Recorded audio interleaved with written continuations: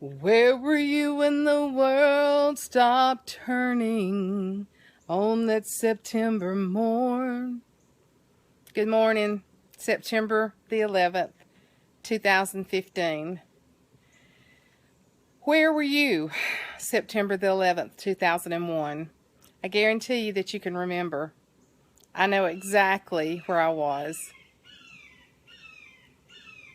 Have a bird that sounds like he's straight out of the Congo, straight out of Africa, or the jungle.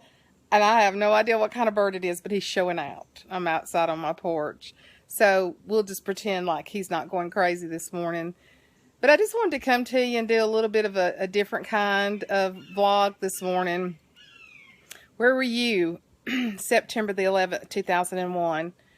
Some of you, I think most of my listeners are probably 20 and above. So, you know, there's a lot of young people now that don't even realize the significance of it. But I was watching the Today Show. I watched it over again as they aired the actual one that they aired that day. I know exactly where I was. I remember the feelings when I rewatch it every year. And yes, I rewatch it every year. Because I don't ever want to forget that emotion, the way that the world did stop turning that morning. When such evilness, hatred, I guess that's what you call it, evilness and hatred, hit our nation in a way that had never hit our nation since most of us had been alive. I don't ever want to forget what that felt like. We, this year, Thanksgiving, we will be in our house 14 years. And so it happened while we were living at a rental house just about a mile from work. And I was supposed to be at work at 7:30, but I was running late that morning. I had on the Today Show, and I heard them saying that one of the towers at the World Trade Center was on fire. And I remember we had a big round ottoman, and I just sat down on that ottoman right in front of the television thinking, oh my God, one of the World Trade Centers is on fire. Oh my God. And I think each one of them was 110 stories high. I think that's what I heard this morning, with approximately 50,000 people working in both of them. But all I could just think of when I went to the TV and saw it, because when I first saw it, nobody knew what had happened. They just knew it was on fire. They, of course, did not have cameras pointed on it when the first plane went in, so they just thought it was on fire. But I just remember the gut-wrenching feeling, and I was sitting there and actually saw live the second plane go into the building, and people just on the ground screaming, and the news commentators, they didn't know what to do. They didn't know what to say. This morning, just listening to it again, they were saying, this is war. We are in war. I never want to get to the point where seeing that plane fly into that building becomes commonplace. Does that make sense? I cannot imagine. And there is actually a man that I've read part of an article or a book or something, that he was actually on one of the floors that it came in on and miraculously survived. But they picked the plane that was going the furthest, that was loaded with people, that had the most fuel in it. This was a well sought out plan, as you well know. I don't have to tell you that. People had been trained. We trained them. We trained them in our own United States to fly those planes. But I never want to get to a place where I don't remember those people, or remember those people on those planes, and then the plane went down at the Pentagon. I don't remember exactly how many people were killed there.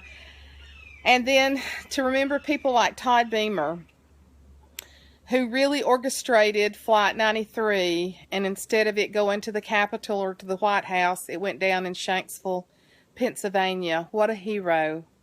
What a hero. Called his wife and told him, honey, we've got to do something. And the last thing she heard him say was, "Let's roll."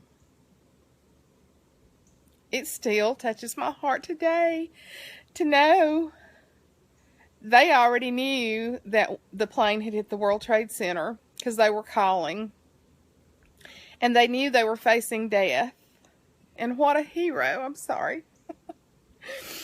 I'm sorry, but it's just so emotional just to think back and to think of the courage of that young man, that he knew the plane had already hit the World Trade Center. I think his wife had told him, or somebody on the plane. I don't remember.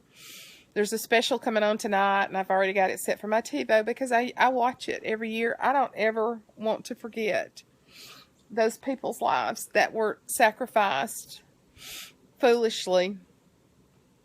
And I just think about if it had been me, or if it had been my daughter or my husband, what it would have felt like. There are children that have never met their fathers because their mothers were pregnant with them when this happened.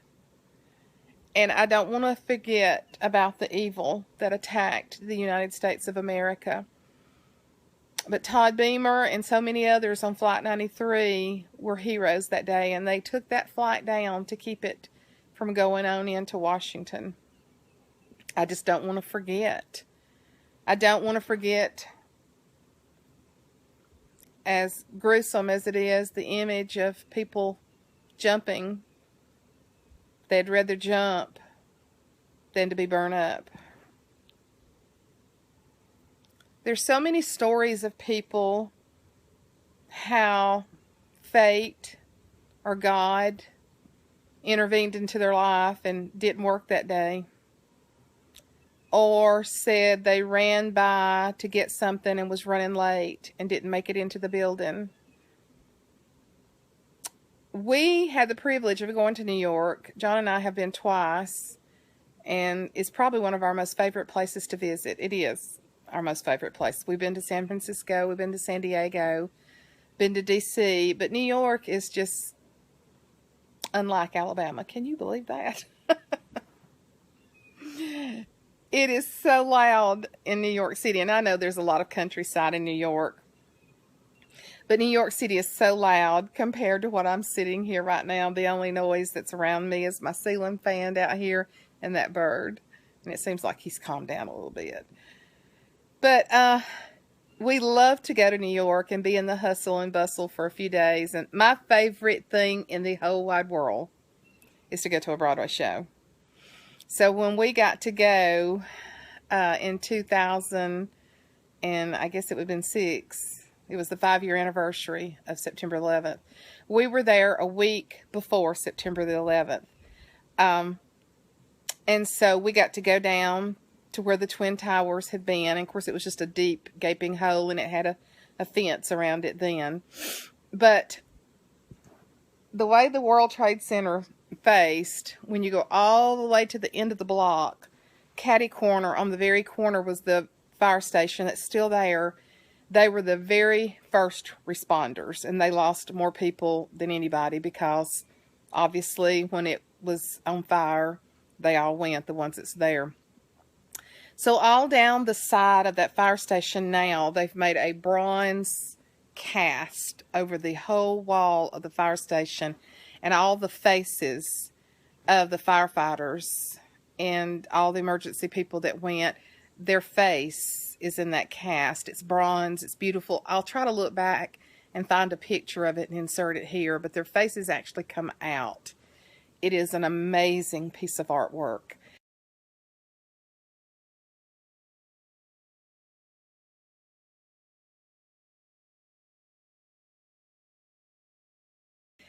And so we went down to see it. Someone had told us about it. And we went down, and when we did, they were interviewing people that day for a documentary they were doing for the 5-year anniversary of September the 11th. And I had the privilege, John and I did, of standing and listening to one of the most heart-wrenching interviews I've ever heard in my life. They were interviewing a man that his son had been one of the firefighters, and he was in one of the stairwells when the building went down. I don't know if they found him later in a stairwell. I don't know how they confirmed, but he did know that. And I stood there, and I almost just stood right beside the reporter when I saw what was happening. I stood back behind him just a little bit, and I listened in amazement at this man's interview. Now, mind you, I've watched every special there's ever been, but I personally have never known anybody that was in the towers, nor have I personally known anybody that had someone in the towers. So, like, this was making it so real to me to be there that day when they were interviewing this man, and it was his son that had perished in the towers trying to save others. I'm telling you, I became a blubbering idiot. I've told you, it's easy for me to cry. I'm a softie. And when I stood there and listened to him talk about losing his baby in that tower, it just broke my heart. And I was just, tears were just rolling. And I had to step back because I was afraid that me crying was going to be picked up with them filming it and everything.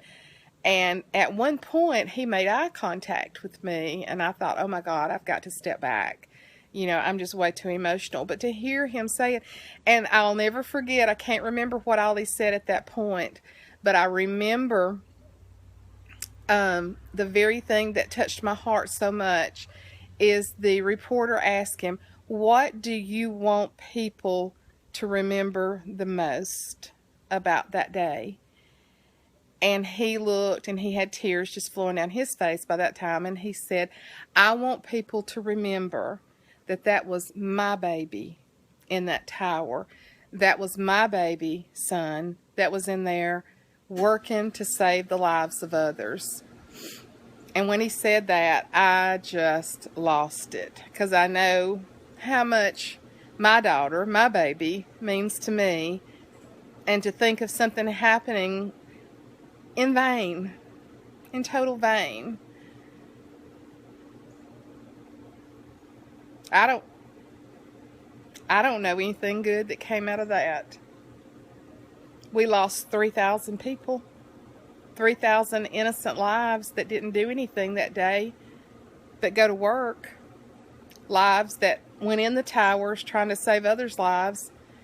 There's a lot of people that got out, praise God, but 3,000 lives were lost. 2,296 lives were lost out of the towers that day.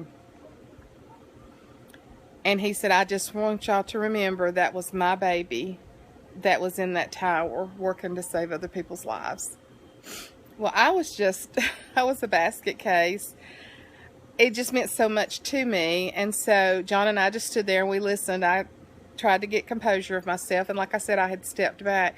Well, immediately after the interview was over, they shut the cameras down, and they walked over and talked to him. Well, John and I just tried to discreetly back away, and we walked back over. He came over to me. I was just standing over, and he came over to me, and he reached out and took my hand, laid his hand on my hand, and he said, thank you. And I went, thank you for what? I said, no, thank you.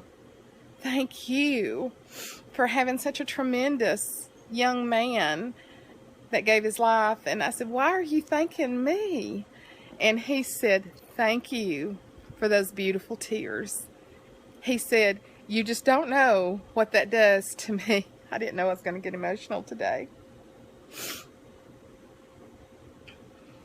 He said, you just don't know what it does to see people weep at my story, because I know, even though they didn't know my son, they loved my son, and they loved what he stood for. And he said, thank you. He said, when I looked over and saw you crying, he said, it meant the world to me. Is that not weird? Is that not weird? And I said, thank you. And we hugged, and I so regret that I didn't get John, as picture crazy as I am. I was just so caught up in the moment, but I so hate that I didn't get my picture with him. So that was his baby. When we went back to New York, The last time we went was, I'm wanting to say, oh, I know when it was. Rhett was born in 2013, so it was the fall of 2012. When we went back, they had not the Freedom Tower. The Freedom Tower is being built. But they had the big memorial, and it's where all the water runs down and everything, and it has all the name of the people. But I did actually get to meet a survivor that day, which was tremendous. And I'll insert his picture here. I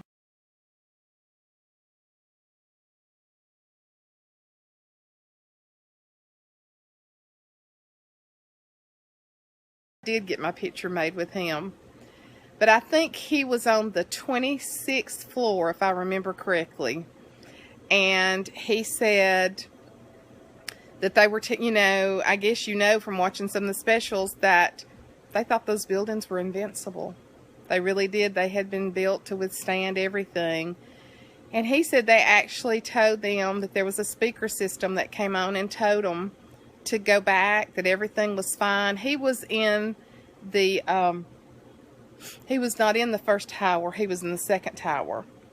And he said that him being lower, he said that he was there when the plane came in. Of course, being on the 26th tower, he really didn't know, but they were watching the news and everything, and he saw it.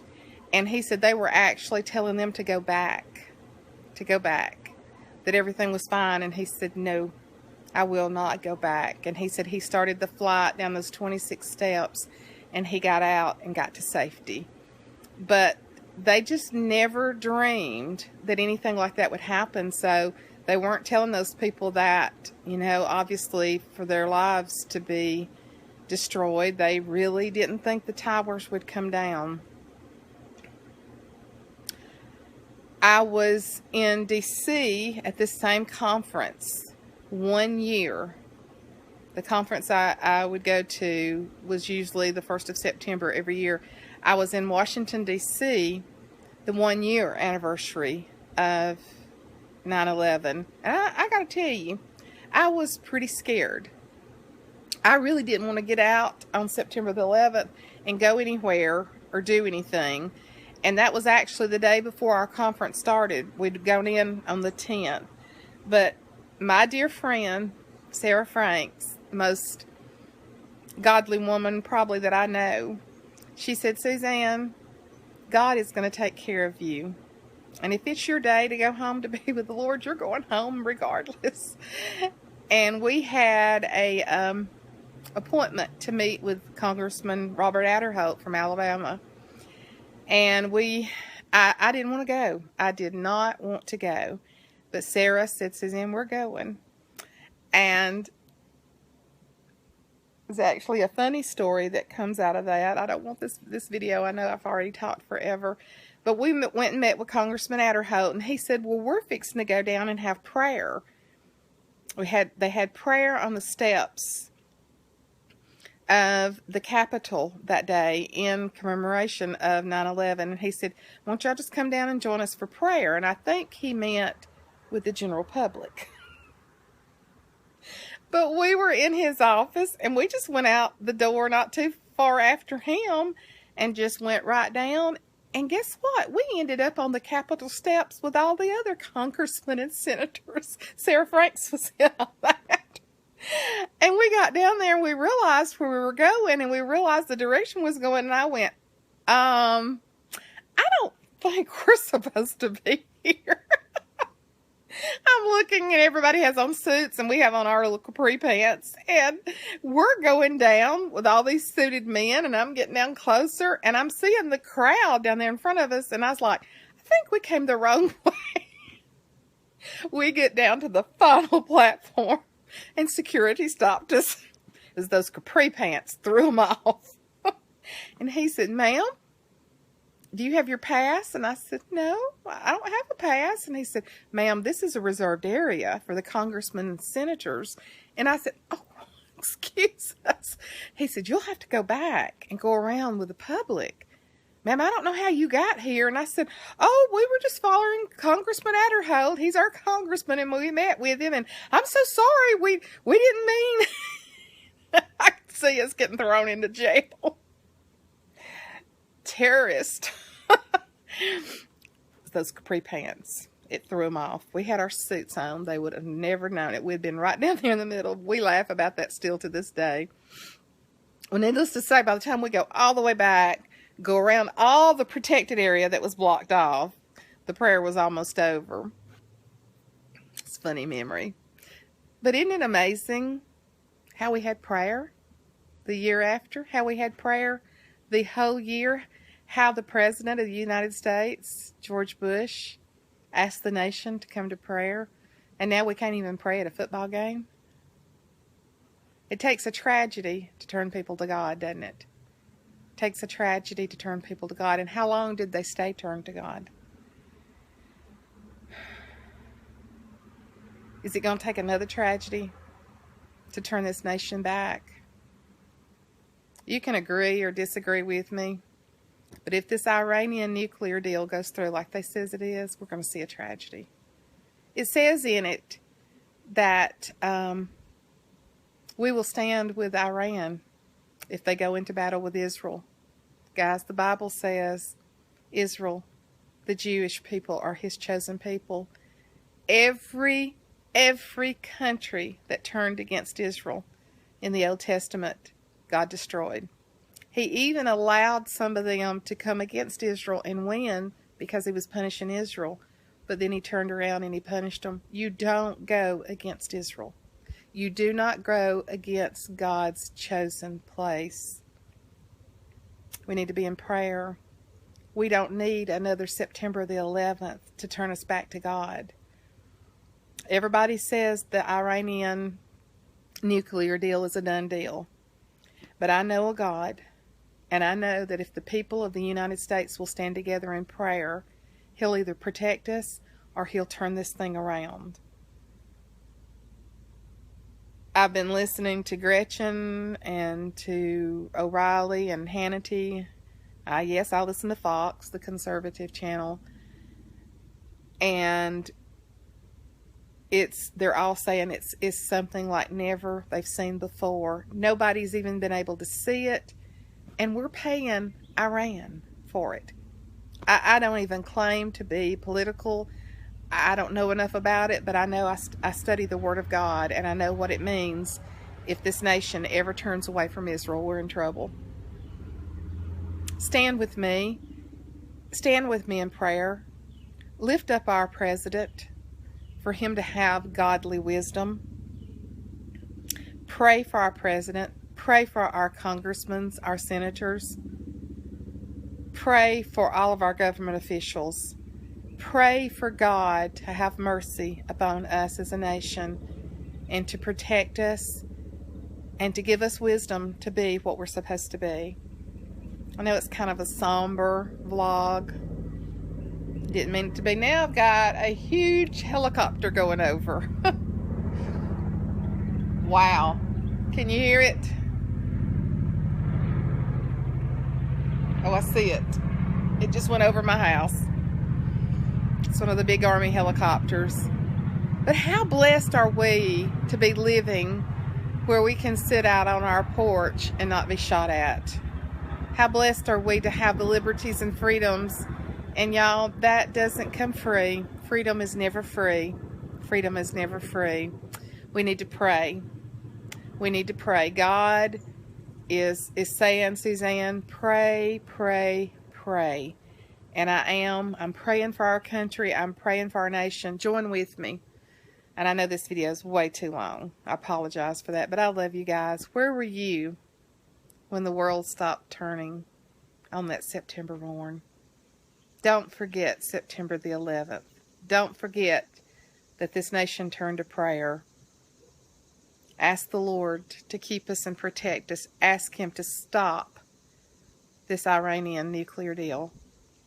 I love you guys. I got a lot of new subscribers. I hope I don't turn you off with this, but I'm sorry. I'm just me. I just get on here and talk about whatever's touching my heart, whatever's going on. So thank you to all my new subscribers. I love you guys. I've made so many friends through YouTube. It's just amazing, all over this nation and the world, really. I have a dear friend in Australia that I love so much. And kindred spirits. God brings kindred spirits together, doesn't he? Yeah. So all of you that are coming over from Amy's channel, from Away Girl, thank y'all so much. And thanks to her for the huge shout out she gave me the other day. So I hope y'all are not disappointed. And you're going to be seeing more of my journals and my journaling. And there's no telling what you're liable to see on here. So I love you guys. Remember September the 11th. Remember, God's still in control. He loves his people. And ask him to continue to bless this nation. Love you guys.